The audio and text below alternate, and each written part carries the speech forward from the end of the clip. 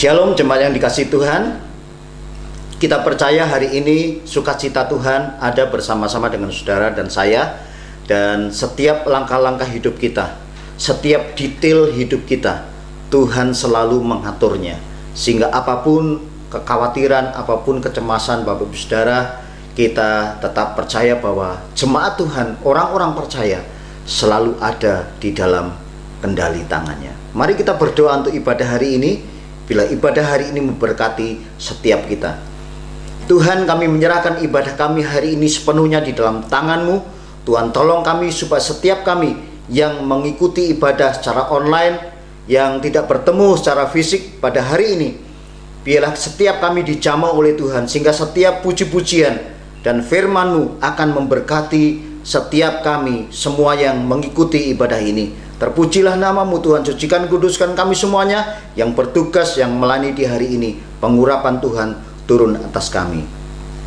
Terima kasih Tuhan Yesus, kami siap untuk memuji, mengagungkan nama-Mu. Mari kita jemaat Tuhan yang siap diberkati dan siap memuji Tuhan, katakan amin. Haleluya. Dengan sukacita kita akan memuji, mengagungkan nama Tuhan, karena setiap hidup kita diatur oleh Tuhan. Tiap langkahku diatur oleh Tuhan. Haleluya.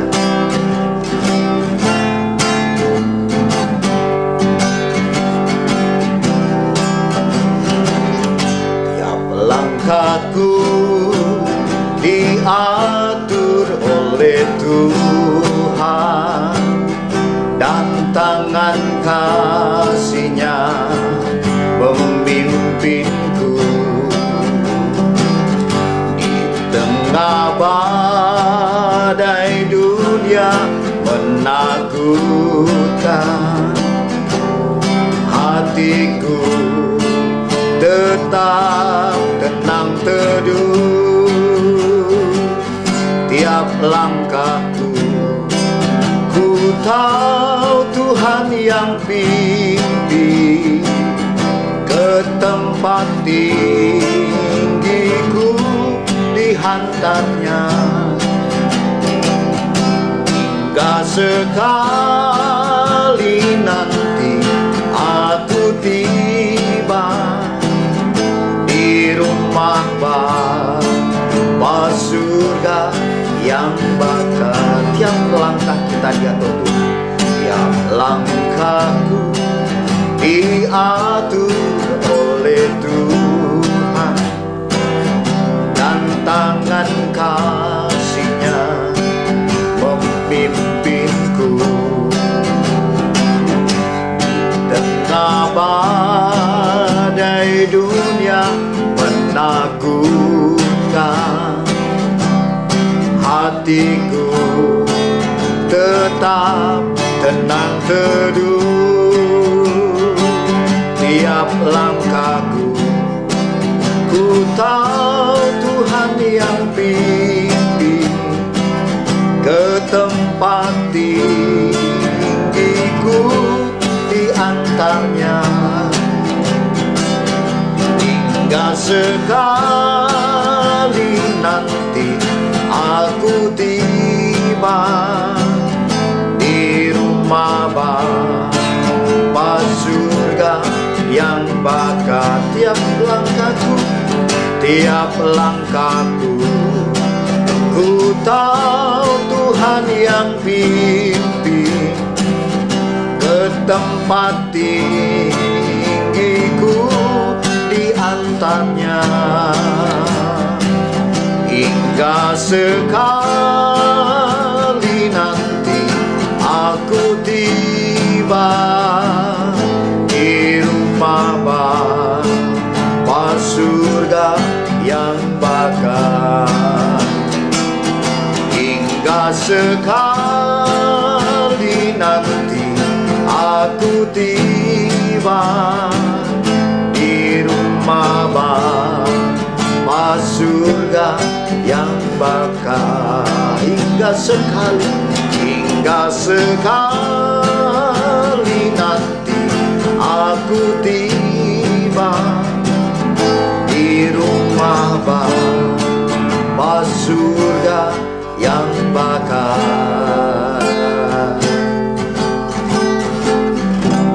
Saudaraku yang dikasihi Tuhan, seseorang pernah berkata bahwa apa saja yang kita miliki di dunia ini semuanya akan berakhir di tempat yang sangat sempit.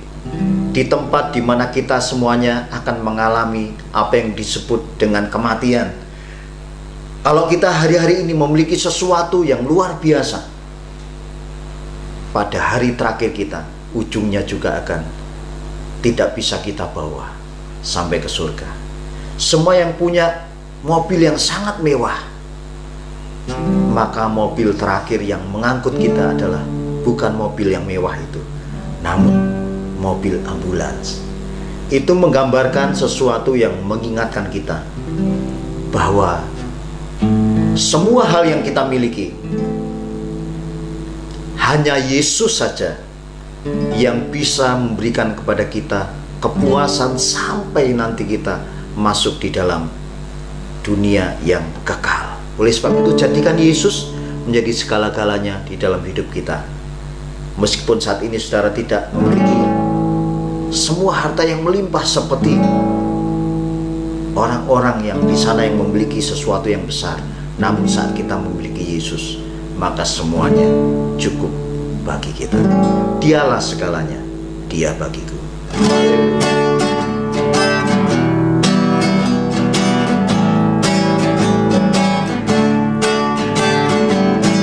Dialah segalanya, Dia bagiku. Dialah segalanya, besar kecil. Korbankan dirinya dan selamatkanku. Dialah segalanya, Dia bagiku. Katakan Dia segalanya. Dialah segalanya, Dia bagiku. Dialah segalanya, besar kecil. Korbankan dirinya dan selamatkanku. Dialah segalanya, Dia bagiku. Seperti air madu dari batu karang, dicicip air madu yang manis. Oh, lihatlah, Tuhan itu baik. Dicicip air madu yang manis. Sekali lagi, Dialah segalanya. Dialah segalanya, Dia bagiku. Dialah segalanya, besar kecil. Korbankan dirinya dan selamatkanku. Dialah segalanya, Dia bagiku. Seperti air madu dari batu karang, dicicip air madu yang manis. Oh, lihatlah, Tuhan itu baik. Dicicip air madu yang manis. Seperti air madu, seperti air madu dari batu karang. Dicicip air madu yang manis. Oh, lihatlah, Tuhan itu baik. Dicicip air madu yang manis.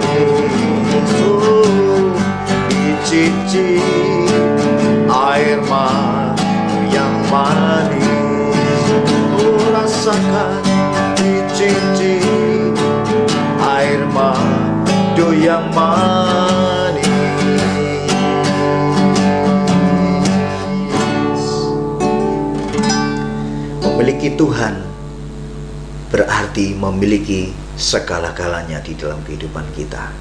Karena sumber segala sesuatu yang kita butuhkan, sumber segala sesuatu yang kita inginkan, rindukan, semuanya sudah ada di dalam tangan Tuhan.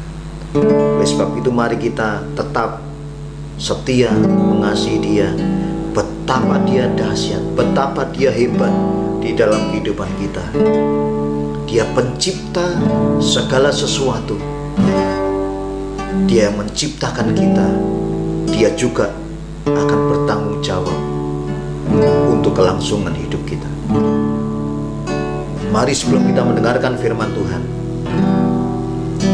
kita akan siapkan hati kita mengakui kebesaran dan keagungan Dia, karena Dia adalah Allah yang menciptakan setiap hidup kita. Betapa dahsyat Engkau Tuhan,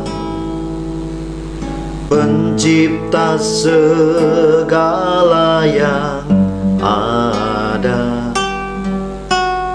dulu, sekarang, sampai selamanya. Hanya Engkau Tuhan, tak terselami pikiranmu, tak terukur panjang setiamu, dulu, sekarang, sampai selamanya. Hanya Engkau Tuhan, ku sembah Engkau Yesus. Hanya Engkau Allah di hidupku, tiada yang lain, hanya Kau. Hanya Engkau Tuhan selamanya.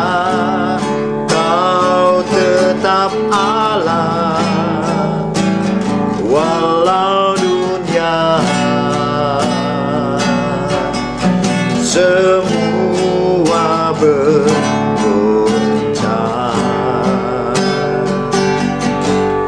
tak tergoyahkan. Kau tetap Allah. Betapa dahsyatnya Engkau Tuhan, betapa dahsyat Engkau Tuhan, pencipta segala yang ada, dulu, sekarang, sampai selamanya. Hanya Engkau Tuhan, tak terselami pikiranmu, tak terukur panjang setiamu, dulu, sekarang, sampai selamanya. Hanya Engkau Tuhan. Katakan bersama, ku sembah Engkau Yesus. Hanya Engkau Allah di hidupku, tiada yang lain, hanya Kau. Hanya Engkau Tuhan selamanya. Kau tetap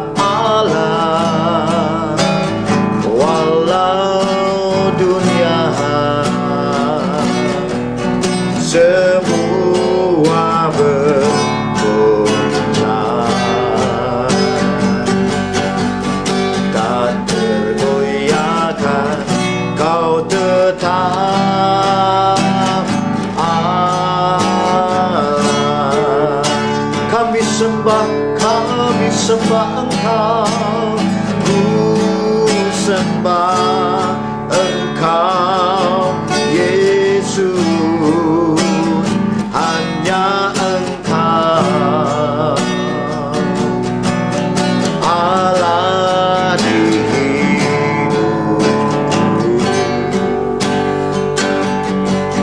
Tiada yang lain, hanya Kau, hanya Engkau Tuhan selamanya. Kau tetap Allah walau dunia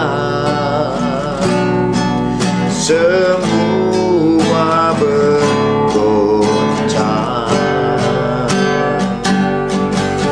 tak tergoyahkan.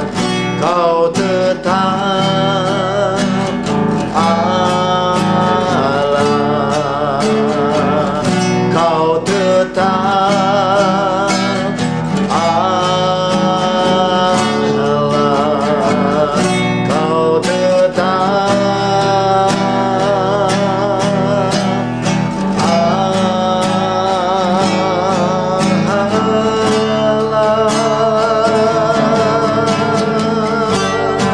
Mari kita sembah Dia sejenak.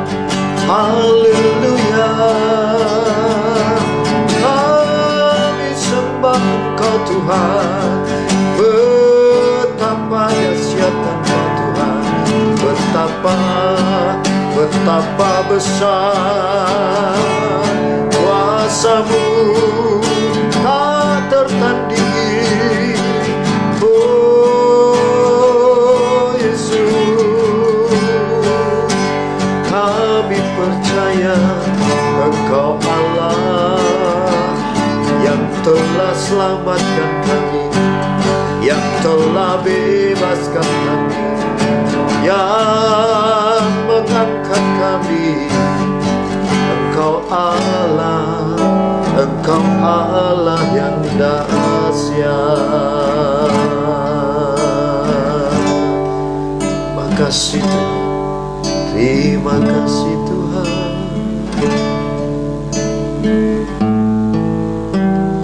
Ku sembah Engkau Yesus,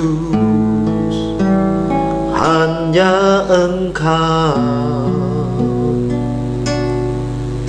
Allah di hidupku. Tiada yang lain, hanya Kau, hanya Engkau Tuhan selamanya. Kau tetap Allah walau dunia semua bergoncang,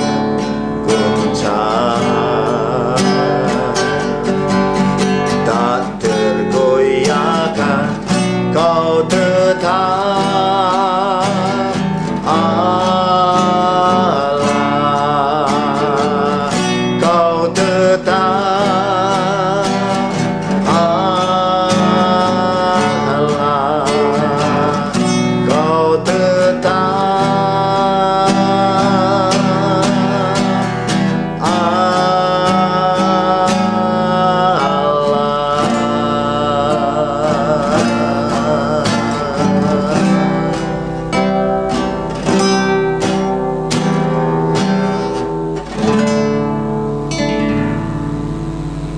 Terima kasih Tuhan, inilah pujian syukur kami, inilah penyembahan kami kepada Tuhan.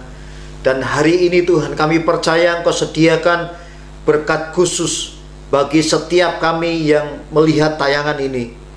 Dan Engkau akan mengurapi hamba-Mu yang hari ini Tuhan percayakan untuk menyampaikan maksud kebenaran firman Tuhan. Kami percaya apa yang akan kami dengar hari ini menjadi berkat khusus bagi setiap kami. Engkau juga akan mengurapi hamba-Mu, pengurapan yang datang daripada Tuhan turun atas hamba-Mu, sehingga wibawa ilahi, kuasa Allah turun semuanya atas hamba-Mu, sehingga kami semuanya merasakan sukacita kemenangan saat firman Tuhan disampaikan. Inilah kami Tuhan, Kami siap mendengarkan firman-Mu. Mari kita yang siap menyambut berkat firman Tuhan berkata amin. Mari kita siap mendengarkan firman Tuhan. Waktu selanjutnya saya berikan pada hambanya yang menyampaikan firman Tuhan.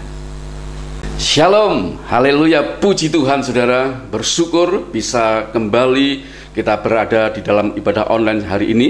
Saya percaya Tuhan pasti memberkati saudara dan saya semuanya. Amin. Dan saya juga percaya bahwa hari ini lewat firman-Nya Tuhan ingin agar kita semuanya menjadi orang-orang yang semakin berkenan kepada Tuhan Yesus Kristus. Haleluya. Saudara, sebelum kita menerima kebenaran ini, mari terlebih dahulu saya mengajak saudara untuk berdoa sekali lagi. Haleluya. Allah Roh Kudus, ini waktunya bagi kami untuk terima kebenaran-Mu. Karena itu urapan hikmat dan pewahyun-Mu bila turun atas kami semuanya, sehingga pengetahuan ini tidak menjadi pengetahuan dalam otak kami, tapi menjadi rema, menjadi kuasa pewahyuan buat kami semuanya, sehingga hidup kami semakin mempermuliakan Tuhan Yesus Kristus. Kami terima anugerah-Mu dengan hati bersyukur di dalam dan demi nama-Mu Tuhan Yesus Kristus. Haleluya. Amin. Haleluya. Puji Tuhan. Saudara, tema kita pada saat ini adalah tema yang sudah tiap hari kita berurusan dengan satu ini, yaitu tentang uang. Dan tema kita adalah bebas dari ikatan cinta uang. Bebas dari ikatan cinta uang. Saudara, dalam 2 Timotius pasal 3 ayat 1 sampai 5, terutama bagian kedua dikatakan begini, ya. Manusia di akhir zaman akan mencintai dirinya sendiri dan menjadi hamba uang. Ya. Dalam 2 Timotius pasal ketiga ayat 1 sampai 5 ini, terutama ayat, pasal ketiga kedua bagian A ini, atas pernyataan Roh Kudus, Paulus menyatakan dengan tegas bahwa di akhir zaman, ya, manusia, ya, dan saya percaya itu juga mewarnai orang-orang percaya, ya, ditandai dengan hal ini: mencintai diri sendiri dan menjadi hamba uang. Mencintai diri sendiri dan menjadi hamba uang ini selalu berkaitan, ya, selalu berhubungan, ya. Orang yang mencintai uang, yang menjadi hamba uang, itu dipicu karena mencintai diri sendiri lebih dari yang lainnya, saudara. Ini selalu berkenaan. Dan dalam hal ini, dalam kehidupan sebagai orang percaya, ini sangat berbahaya, ya. Nanti kalau kita pelajari, itu bisa membuat ujung kita sebagai orang percaya tidak sampai pada kekekalan, ya. Kita akan belajar, saudara. Karena itu saya berharap saudara semuanya menjadi pribadi-pribadi yang rendah hati, terbuka, sehingga firman ini akan membuat kita dibebaskan dari ikatan cinta uang atau hamba uang, jika memang itu masih ada dalam manusia batin kita, saudara. Mari kita belajar, saudara, ya. Nah, saudara, dalam 1 Timotius pasal 6 ayat ke-10 dikatakan bahwa akar segala kejahatan adalah cinta uang. Cinta uang dalam teks aslinya itu dari kata pilar guria. Pilar guria terdiri dari dua kata, yaitu pilar dan guria, ya. Nah, kata pilar itu berasal dari kata pileo yang diterjemahkan dengan kata-kata bersahabat, sedangkan kata guria itu artinya uang. Jadi kata pilar guria artinya bersahabat dengan uang, ya. Nah, bersahabat dengan uang itu menunjukkan kedekatan, ya, kecintaan, keterikatan dengan uang. Maka maknanya adalah orang yang terbelenggu dengan cinta uang atau menjadi hamba uang, hatinya merasa tidak bahagia jika tidak memiliki uang dalam jumlah tertentu. Hatinya baru akan merasa bahagia jika dia sudah memiliki uang dalam jumlah tertentu, ya. Nah, prinsip yang dianut oleh orang yang cinta akan uang adalah dengan memiliki uang dalam jumlah yang besar, mereka akan merasa aman, nyaman, dan bahagia. Ya. Saudara, orang seperti ini, artinya orang yang cinta akan uang, ya, akan selalu mengharapkan dan berusaha, bahkan usaha yang keras untuk memiliki uang dalam jumlah yang besar, ya, dan semakin banyak agar dapat memenuhi kebutuhan, keinginannya, ya, sehingga bisa membeli ini, beli itu, dan memperoleh sesuatu. Ya. Ini ciri-ciri orang yang cinta akan uang, saudara. Nah, ujung dari semua perjalanan hidupnya, hidupnya bergantung kepada kekayaan, kepada uang, ya. Hatinya melekat dan terikat dengan kekayaan atau uang. Inilah yang disebut dengan kata-kata menjadi hamba uang. Artinya orang ini diperbudak oleh uang, ya. Bahkan kaum borjuis adalah golongan menengah ke atas yang seringkali dibandingkan dengan orang-orang yang kelas di bawah. Kaum borjuis, ya, seringkali berkata dengan sinis, saudara, ya. Ada yang berkata zaman sekarang hanya orang yang punya uang yang berkuasa dan dihormati. Bayangkan, saudara, ini memang zamannya sudah, orang bilang zaman edan, saudara, ya. Kalau kita mengatakan ini akhir zaman, bahkan ujung dari akhir zaman, semua sudah menjadi banyak hal yang orang-orang percaya pun bisa terseret ke dalamnya. Kejahatan semakin meningkat, kemunafikan semakin meningkat, banyak orang membual, banyak orang tidak lagi butuh Tuhan, tidak hormat pada orang tua, ya. Dan di zaman seperti ini, ya, orang semakin terpacu untuk menjadi orang yang kaya raya, ya, sebab dengan menjadi orang yang kaya raya, ya, itu dengan satu prinsip, pasti menjadi orang yang berkuasa dan dihormati. Ada juga yang mengatakan zaman sekarang segala sesuatu diukur dengan uang. Ya. Tanpa uang jangan pernah bermimpi menjadi sesuatu. Zaman sekarang segala sesuatu diukur dengan uang, ya. Jangan pernah bermimpi tanpa uang akan bisa menjadi sesuatu, ya. Wow, pandangan ini, saudara, ini pandangan yang memang dalam faktanya uang itu pegang peranan penting. Tapi jika hal ini sudah membuat kita, ya, pikiran kita, hati kita condong kepada uang, kita akan menjadi orang-orang yang akhirnya menjadi orang percaya tapi berhati dunia, menjadi serupa dengan dunia, saudara. Hati-hati dengan pendapat kaum borjuis ini. Bahkan ada yang mengatakan zaman sekarang, ya, hanya uang yang berbicara, ya. Hanya uang yang berbicara. Zaman sekarang memiliki uang banyak adalah impian semua orang, ya. Zaman sekarang, ya, memiliki uang yang banyak, ya, adalah impian semua orang. Memang ini kalau ditanya kepada kita masing-masing, saudara, ya, satu persatu tanya, ya, apakah kau ingin memiliki uang yang banyak? Rasanya hampir sulit mengatakan. Ada orang yang mengatakan, aku tidak butuh uang, aku sedikit aja butuh uang. Dan kebanyakan orang yang berkata, aku butuh uang yang banyak, saudara. Zaman sekarang juga kaum borjuis berkata, kebahagiaan dan ketenangan hanya dapat dirasakan oleh orang yang memiliki kekayaan yang melimpah atau menjadi orang yang kaya raya. Sebab dengan uang yang banyak, ya, mereka tidak khawatir, ya.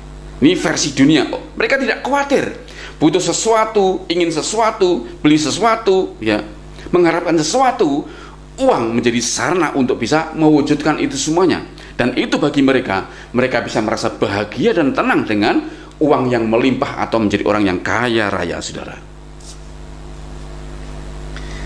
Yang terakhir, saudara, ini lebih mengenaskan.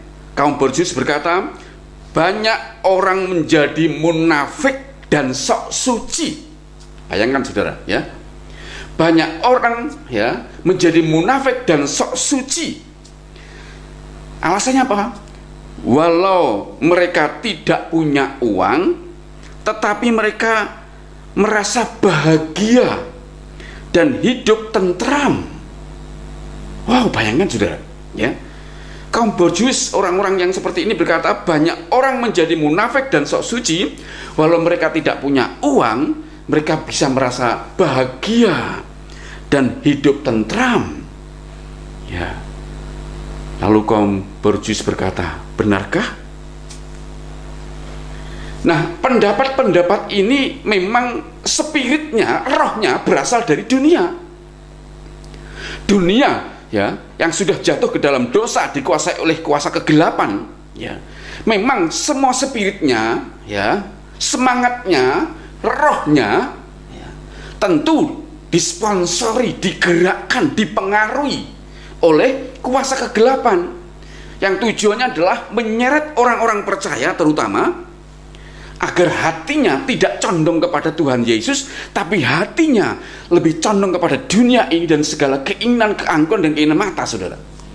Itu dunia, saudara.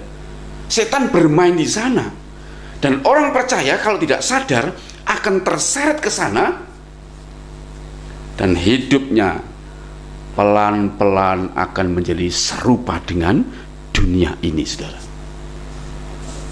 Maka ada 3 pertanyaan penting, saudara, ya. Ada 3 pertanyaan penting, perhatikan baik-baik, ya.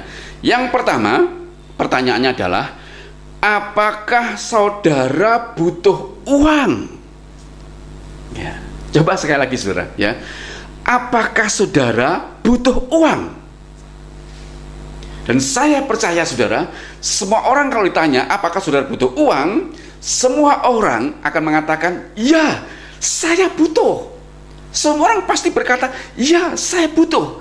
Sebab kalau kalau menjawab tidak butuh, ya,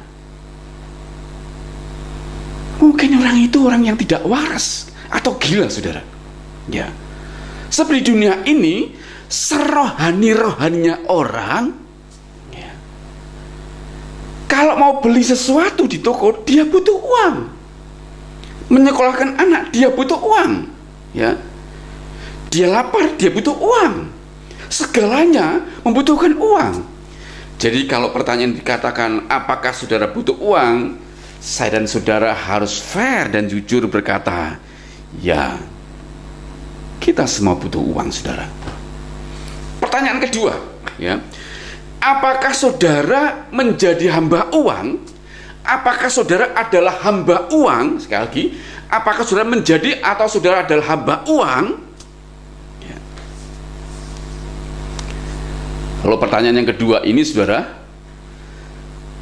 tentu jawabannya adalah relatif. Tergantung siapa menjawab, saudara.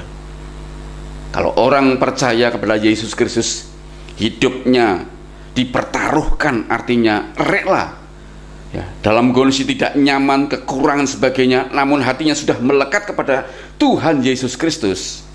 Pertanyaan ini tentu akan dijawab dengan tegas, tidak, saya bukan hamba uang, tapi saya adalah hambanya Tuhan. Semua orang percaya itu adalah hambanya Tuhan, saudara. Semua orang percaya adalah hambanya Tuhan, hamba kebenaran. Namun kalau pertanyaan dijawab oleh orang yang tidak mengenal Tuhan atau berspirit duniawi, tentu pertanyaan apakah saudara adalah hamba uang, mungkin mereka berkata, Anda salah, ya.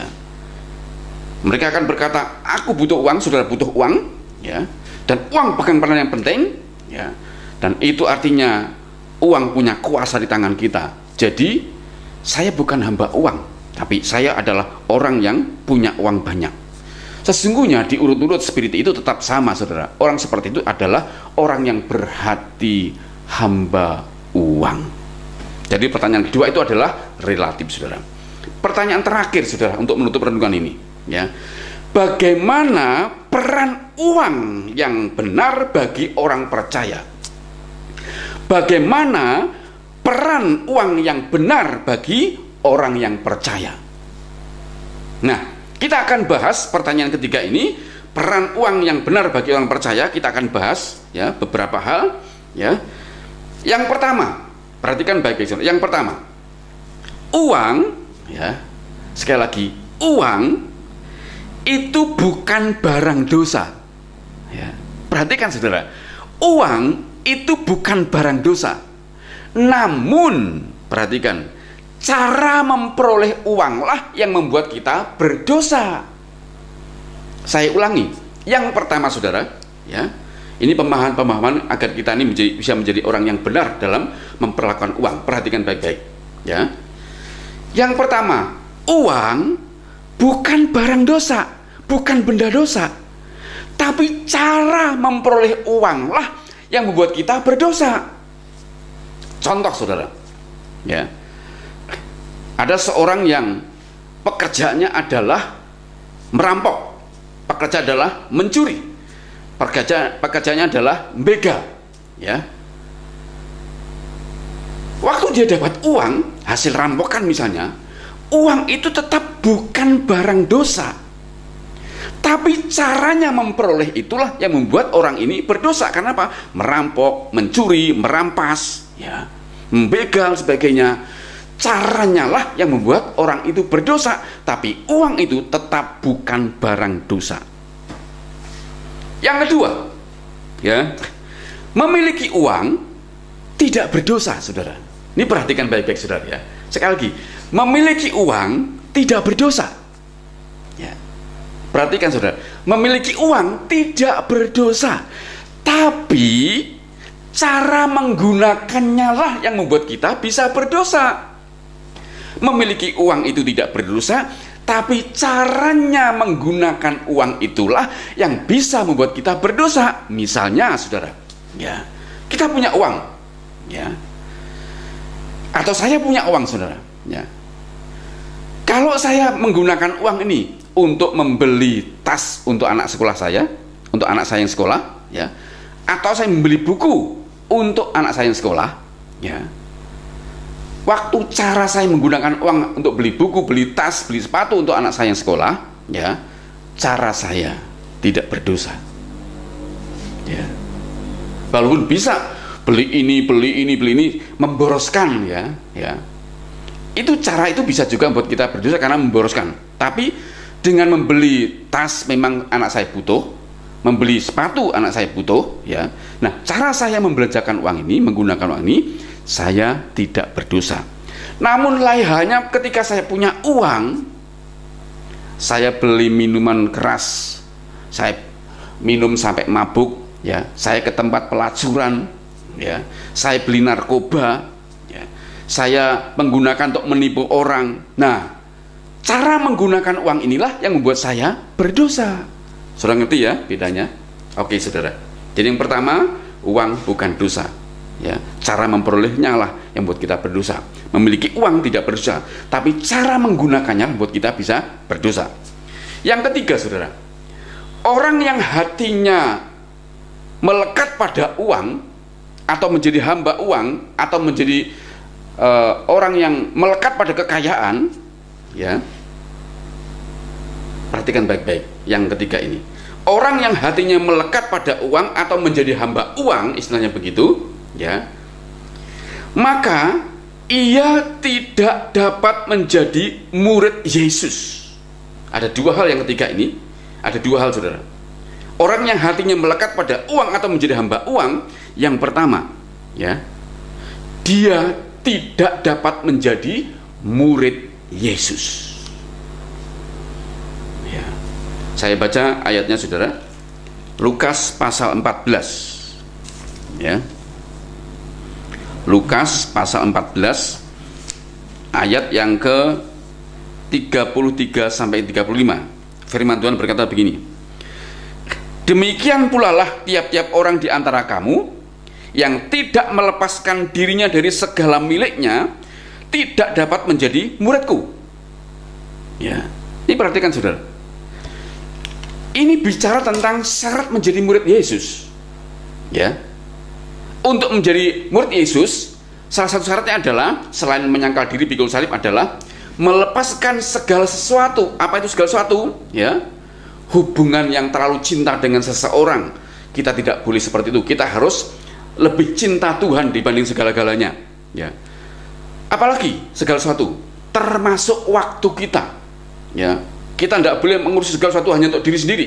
Ya, termasuk harta kekayaan, termasuk uang kita. Ya, kalau uang harta kekayaan itu hanya untuk diri sendiri karena kita begitu banyak punya uang, ya, kita bisa untuk diri sendiri, untuk semuanya untuk diri sendiri, ya, dan kita menjadi orang yang sangat pelit, tidak pernah peduli dengan sesuatu yang lain di luar sana, di luar hidup kita, ya. Artinya kita begitu melekat, sangat memiliki uang itu, ini sudah menjadi hamba uang. Maka orang seperti ini dikatakan firman Tuhan, kalau tidak mau melepaskan yang ada dalam dirinya atau segala sesuatu, ya, maka dia tidak dapat menjadi murid Yesus. Akibatnya apa saudara? Perhatikan akibatnya. Ayat 34. Garam memang baik, tetapi jika garam juga menjadi tawar, dengan apakah ia diasinkan? Ayat 35. Tidak ada lagi gunanya baik untuk ladang maupun untuk pupuk, dan orang yang membuangnya saja, dan orang membuangnya saja. Jadi tidak ada gunanya, untuk pupuk nggak bisa, ya, untuk ladang nggak bisa, orang hanya membuangnya saja. Siapa mempunyai telinga untuk mendengar, hendaklah ia mendengar. Nih perhatikan saudara, ya. Orang percaya dipanggil itu dipanggil dengan satu tujuan oleh Tuhan untuk menjadi garam dan terang bagi dunia yang sudah gelap ini saudara, sudah penuh dengan dosa ini, ya. Nah, kita dipanggil menjadi garam dan terang, ya. Garam itu punya fungsi mempengaruhi, menggarami, mengasinkan, mengawetkan, ya, membuat menjadi ada rasa. Tapi kalau sudah kehilangan, ya, sifat dasar aslinya garam, yaitu tidak ada asinnya lagi, ya, itu artinya garam ini sudah tidak berfungsi, tidak berguna. Dikatakan orang membuangnya saja. Artinya jika orang itu terikat dengan uang, menjadi hamba uang, menjadi pelit hanya untuk diri sendiri, dan tidak mau melepaskan untuk kepentingan Tuhan, untuk kepentingan sesama, orang yang menjadi hamba uang ini, yang pertama, tidak dapat menjadi murid Yesus. Kalau tidak dapat menjadi murid Yesus, ya, dia seperti garam yang tidak ada asinnya lagi, maka orang membuangnya. Saudara ngerti artinya? Orang seperti ini tidak layak lagi menjadi umat Tuhan. Yang kedua, orang yang melekat hatinya pada uang atau menjadi hamba uang, yang pertama, ia tidak dapat menjadi murid Yesus. Yang kedua, ini lebih sadis lagi, ya. Di dalam Lukas pasal 18 ayat 18 sampai 23 saudara, ya.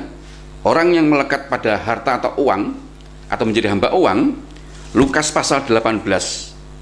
Saya baca dari ayat 18 sampai 23. Perhatikan baik-baik saudara. Ya. Ada seorang pemimpin bertanya kepada Yesus, katanya, "Guru yang baik, apa yang harus aku perbuat untuk memperoleh hidup yang kekal?" Ini orang bertanya, "Tuhan, apa yang harus aku lakukan agar memperoleh hidup yang kekal?" Ya. Ayat 19, jawab Yesus, "Mengapa kau katakan aku baik? Tak seorang pun yang baik selain daripada Allah saja." Ayat 20, engkau tentu mengetahui segala perintah Allah, ya. Jangan berzina, jangan membunuh, jangan mencuri, jangan mengucapkan saksi dusta, hormatilah ayahmu dan ibumu. Ya. Kata orang itu yang bertanya ini, "Guru, semuanya itu telah kuturuti sejak masa mudaku." Ini luar biasa saudara, ya. Ini orang bertanya, "Tuhan, apa yang aku lakukan agar aku bisa memperoleh hidup yang kekal?" Tuhan Yesus berkata, engkau tentu tahu perintah firman Allah. Jangan membunuh, jangan mencuri, jangan menjadi saksi dusta, ya. Jangan berzina, hormatilah ayah ibumu. Kamu pun tahu perintah itu. Nah, orang ini luar biasa saudara, ya. Ini luar biasa. Dia berkata, "Guru, sejak masa mudaku Aku sudah melakukan itu semuanya. Artinya dia taat, tidak membunuh, tidak mencuri, tidak berzina, hormat pada orang tua, tidak bersaksi dusta. Ini orang moralnya suci, saudara. Namun perhatikan, saudara, ada satu bagian Yesus itu tahu hati orang ini. Perhatikan ayat yang ayat yang ke-22. Mendengar itu, Yesus berkata kepadanya, masih tinggal satu hal lagi yang harus kau lakukan, ya.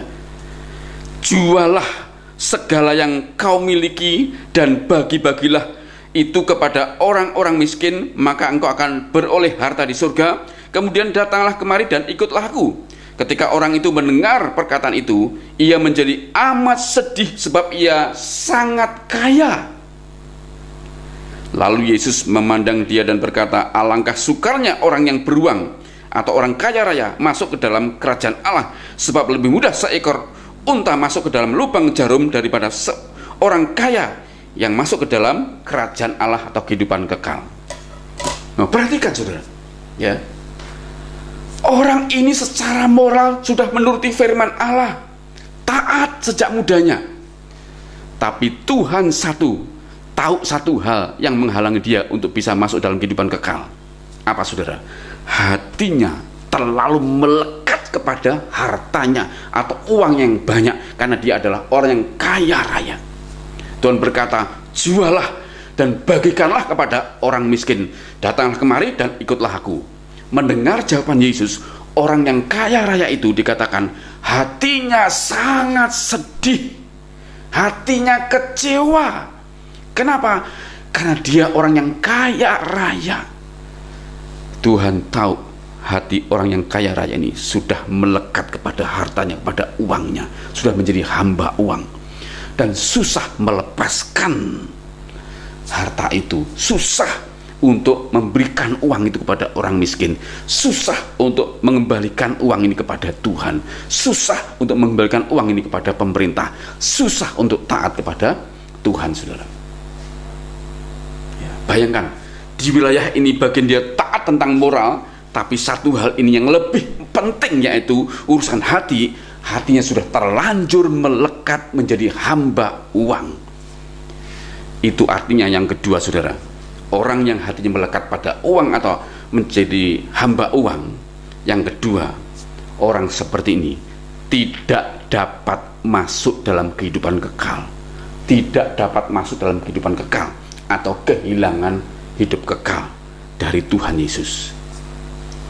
Artinya percuma menjadi orang percaya, ya, taat dalam satu bagian, namun ternyata taatnya hanya sebatas moral, tapi hatinya tidak diberikan kepada Yesus. Yang bertahta dalam hati bukan Yesus, tapi uangnya, hartanya. Dia sudah menjadi hamba atas uang dan hartanya. Yesus berkata, orang seperti ini, ya, sukar masuk kerajaan Allah.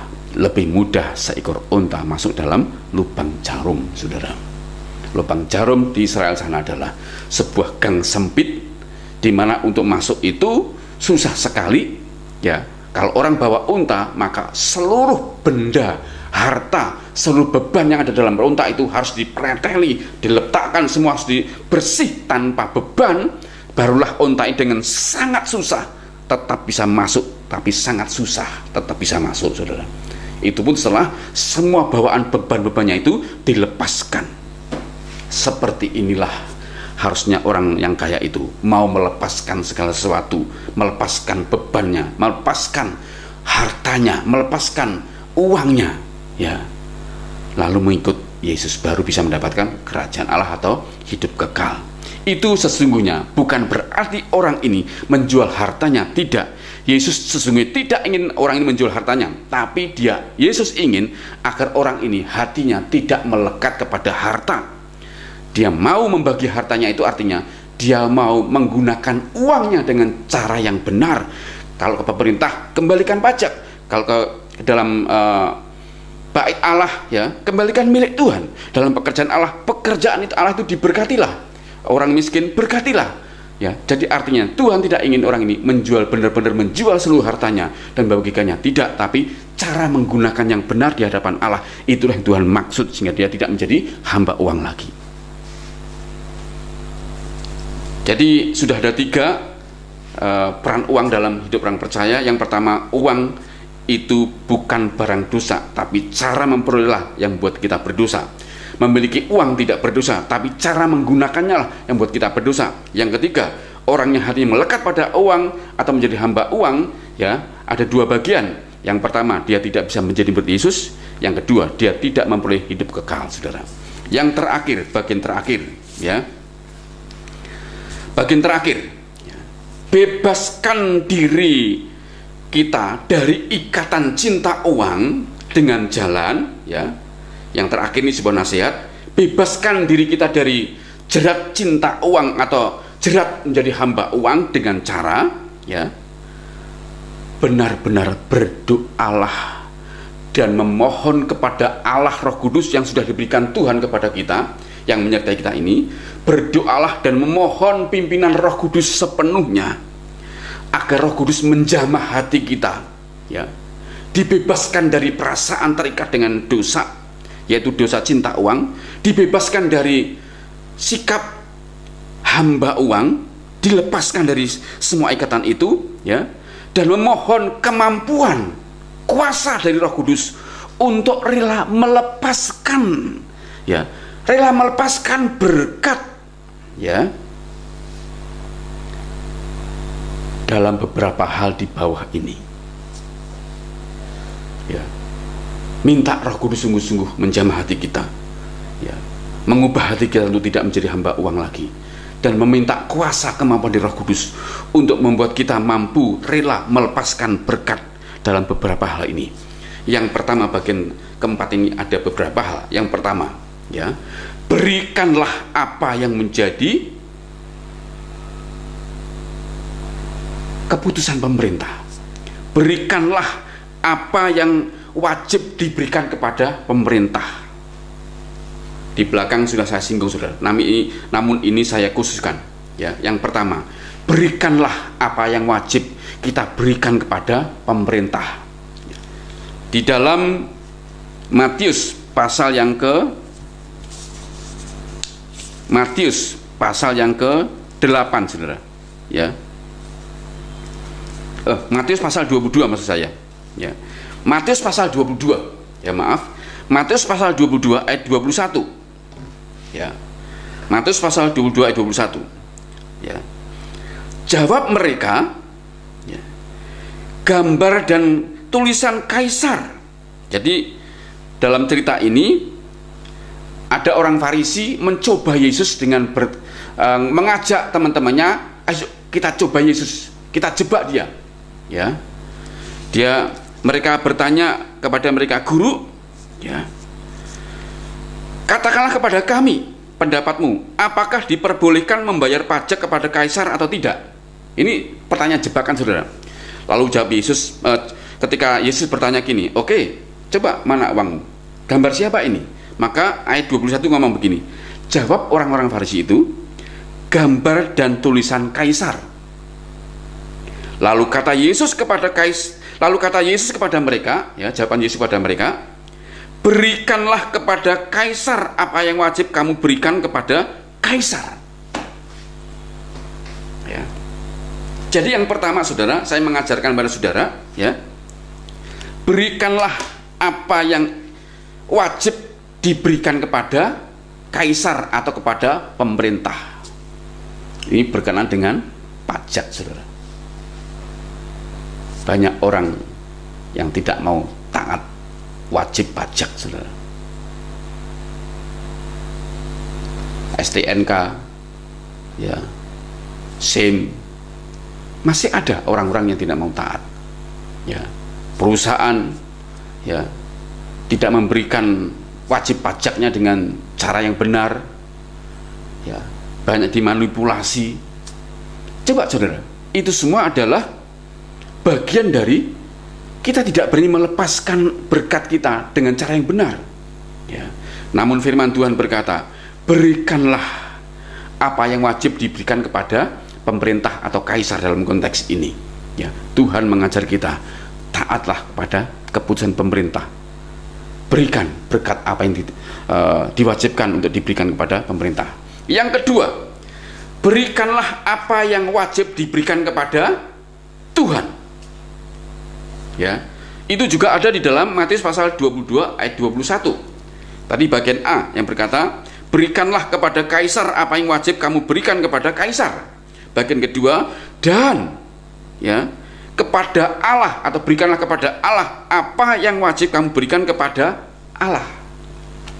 Itu artinya mengajar kepada kita, ya, kita taat kepada pemerintah apa yang diputuskan pemerintah, namun juga kita taat apa yang diwajibkan oleh Tuhan.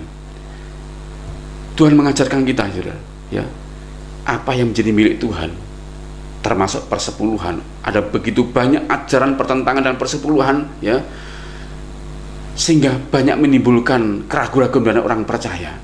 Namun sesungguhnya sederhana saja, ya, apa yang Tuhan mau kasih saja, berikanlah, kembalikanlah, saudara. Maleakhi pasal 3 ayat ke-10, ya, berikanlah, saudara, berikanlah apa yang wajib dikembalikan Tuhan, diberikan Tuhan, berikanlah. Ya. Yang ketiga, taburlah pada orang-orang yang tepat. Tadi Tuhan berkata dalam Lukas pasal 18, ya, jualah hartamu dan bagikanlah kepada orang miskin. Ya. Taburlah pada orang yang tepat. Itu pada orang miskin, ya. Kalau dalam Yakobus pasal 1 ayat 27, ya, kepada janda-janda dalam kesusahannya, kepada yatim piatu, ya. Yang intinya taburlah pada orang yang tepat, pada orang miskin, yatim piatu, pada janda-janda yang mengalami kesusahan. Itu merupakan ibadah yang sejati, saudara. Ya, kalau kita ini punya sesuatu, ya, dikundeli, kita menjadi pelit sebagainya, itu hamba uang, saudara. Orang pelit sesungguhnya adalah hamba uang. Ya. Tapi orang yang mengerti pekerjaan Tuhan, mengerti kebutuhan orang lain, dia akan melepaskan dengan rela untuk kepentingan orang miskin, janda dalam kesusahannya, yatim piatu, justru merupakan ibadah yang sejati, saudara. Ya. Kemudian yang keempat, saudara, ya, perhatikan bagian 4, bagian yang keempat, ya, poin keempat, bagian keempat, ya, berkatilah rumah Allah. Berkatilah rumah Allah.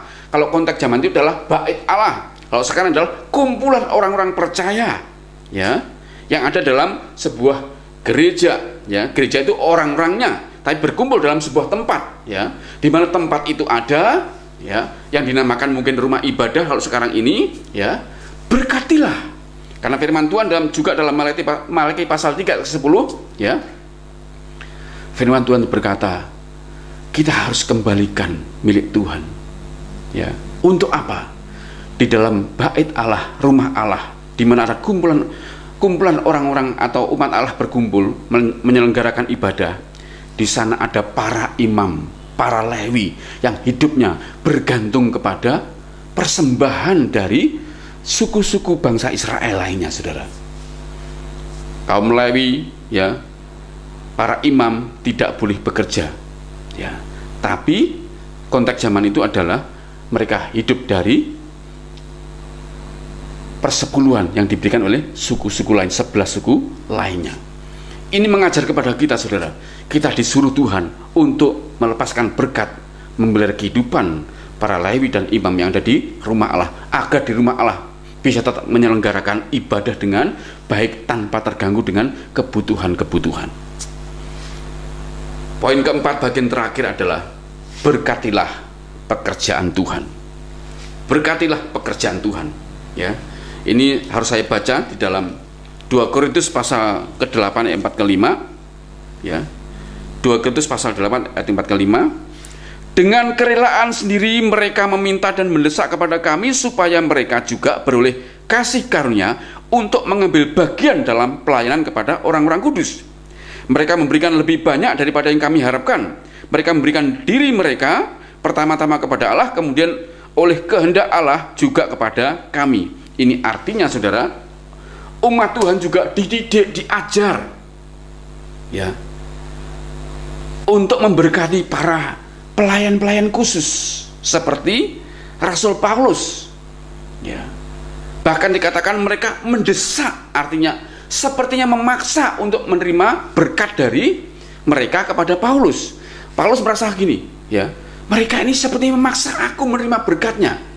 Itu artinya Paulus justru mengagumi betapa luar biasanya orang-orang ini mengambil bagian untuk memberkati dia, agar lewat berkat itu Paulus bisa melakukan pelayanan tanpa terganggu dengan kebutuhan. Itu artinya mengajar kepada kita memberkati pelayanan pekerjaan Tuhan. Satu ayat di dalam Yohanes, ya, 3 Yohanes 3 ayat yang ke-7 dan 8 berkata, sebab karena nama Tuhan mereka telah berangkat dengan tidak menerima sesuatu pun dari orang-orang yang tidak mengenal Allah. Ya. Ayat 8, kita wajib menerima orang-orang yang demikian. Artinya para pelayan Tuhan, para hamba Tuhan. Ya. Yohanes mengatakan kita wajib menerima para hamba Tuhan, pelayan-pelayan Tuhan. Ya. Lanjutkan, supaya kita boleh mengambil bagian dalam pekerjaan mereka untuk kebenaran. Artinya, ya, mereka juga memberkati pelayan-pelayan ini. Ya, sebab apa? Waktu mereka melayani orang-orang yang tidak mengenal Allah, memberitakan Injil, orang-orang yang mendapat berita Injil itu yang tidak mengenal Allah itu, ya, itu tidak memberkati karena mereka baru menerima berkat firman Tuhan, saudara. Mereka baru menerima kabar kesukaan. Tentu mereka belum diubahkan hatinya, sehingga mereka tidak mengerti arti memberi. Itulah sebabnya orang-orang ini mengatakan kita wajib untuk menerima pelayan-pelayan Tuhan, hamba-hamba Tuhan itu, agar kita bisa mengambil bagian memberkati hamba-hamba Tuhan, pelayan-pelayan ini, agar pekerjaan mereka tidak terhalang. Nah, kita dilatih untuk rela melepaskan berkat buat hamba-hamba Tuhan dan pelayan-pelayan Tuhan. Tujuannya apa? Agar pelayanan mereka, agar pekerjaan mereka kerjakan tidak terhalang karena sebuah kebutuhan. Saya tidak mengajarkan agar lewat pengajaran ini sampai timbul sebuah ungkapan sinis mengatakan, ya, itu membuat para hamba Tuhan hidupnya menjadi makmur dan dimanjakan. Tidak, saudara. Konteksnya adalah agar hamba-hamba Tuhan, pelayan-pelayan itu, ya, tidak menjadi masalah atau tidak kena masalah karena mereka memikirkan perut, sehingga pekerjaan Tuhan akhirnya malah terganggu. Nah, dengan berkat yang kita lepaskan kepada para pelayan, para hamba Tuhan itu, mereka tidak perlu lagi, ya, terganggu urusan perut, sehingga mereka fokus pada pelayanan pekerjaan Tuhan. Itu maksudnya, saudara. Ya. Nah, ada 5 hal tadi, ya, yang melatih kita menjadi orang yang akhirnya tidak menjadi hamba uang. Ya. Karena saya berkata, minta pertolongan Roh Kudus menjamah hati kita, agar hati kita tidak menjadi hamba uang, tapi diberi kemurahan hati, sehingga kita juga diberi kemampuan oleh Tuhan untuk melepaskan berkat dan rela, ya, melepaskan berkat itu. Saya ulangi, yang tadi pertama adalah untuk yang wajib diberikan pada pemerintah, berikan, ya, seperti pajak sebagainya itu. Yang kedua, wajib diberikan kepada Allah, berikan, persembahkan kepada Allah. Yang ketiga, ya, taburlah pada orang yang tepat, pada orang miskin, ya, pada orang-orang yang butuhkan, orang kesusahan, janda-janda, pada yatim piatu, ya, taburlah pada orang yang tepat. Yang keempat, berkatilah rumah Allah, ya, kembalikan milik Tuhan, ya. Yang kelima, berkatilah pekerjaan pelayanan Tuhan pada orang-orang yang melakukan pekerjaan Tuhan, pada hamba Tuhan, pelayan Tuhan sebagainya, berkatilah mereka. Saudara, dari sinilah kalau kita mampu melakukan hal ini, maka sesungguhnya itu adalah ciri orang yang tidak menjadi hamba uang, ciri orang yang tidak cinta uang, tapi menjadi orang yang cinta Tuhan dan menjadi orang yang hambanya Tuhan. Kalau ciri-ciri ini ada, saya pastikan saudara adalah bukan hamba uang, bukan hamba uang, bukan orang yang cinta uang. Tapi ciri-ciri ini ada, ya, kembalikan kepada pemerintah, berikan kepada Tuhan apa yang menjadi kewajiban daripada Tuhan, ya, taburlah pada orang yang tepat, berkatilah rumah Allah, kembalikan milik Tuhan, dan berkatilah pekerjaan pelayanan Tuhan, ya, maka itu ciri orang yang hatinya tidak melekat pada uang dan bukan hamba Tuhan. Maka pertanyaan terakhir untuk menutup saudara, bagaimana dengan janji Tuhan, ya, di dalam Ibrani pasal 13 ayat ke-5, ya, bagaimana dengan janji Tuhan saudara? Karena itu saya baca ayat penutupnya, Ibrani, ya, Ibrani pasal ke-13 ayat yang ke-5. Ibrani 13 ayat ke-5, firman Tuhan berkata begini, janganlah kamu menjadi hamba uang. Janganlah kamu menjadi hamba uang, dan cukupkanlah dirimu dengan apa yang ada padamu.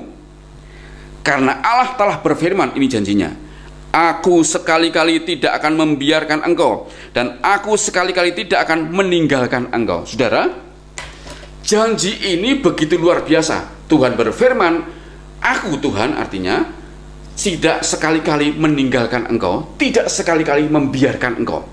Itu artinya janji di mana Allah itu setia menyertai kita. Namun janji ini sesungguhnya, ya, diperuntukkan oleh Tuhan untuk orang yang seperti apa?